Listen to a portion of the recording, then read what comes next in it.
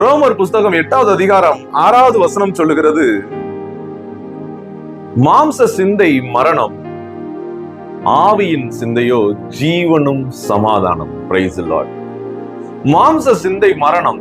அப்ப மாம்சத்துல சிந்திக்கும் பொழுது இந்த பூர்வமானது முந்தினவைகளை இதெல்லாம் நினைச்சுட்டே இருக்கும் பொழுது என்ன நடக்கும் அப்படின்னா, நம்ம மரணத்திற்குரிய காரியம், அழிவிற்குரிய காரியம் தான் நம்மளுடைய வாழ்க்கையில நம்ம பார்க்க முடியும்.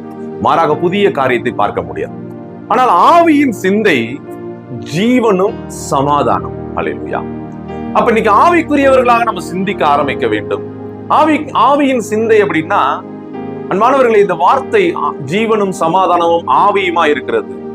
யோவான் 6:63 கூட பார்க்கிறோம், நான் கூறிய வார்த்தைகள் வாழ்வு தரும் ஆவியை கொண்டிருக்கிறது. Praise the Lord. நான் கூறிய வார்த்தைகள் வாழ்வு தரும் ஆவியை கொண்டிருக்கு. அப்ப இந்த வார்த்தையின்படி நம்ம நடக்க ஆரம்பிக்கணும். வார்த்தையை உன்னுடைய வாழ்க்கையில ஒவ்வொரு நாளும் அப்ளை பண்ண ஆரம்பிக்கணும். இந்த வசனத்தை ருசிக்க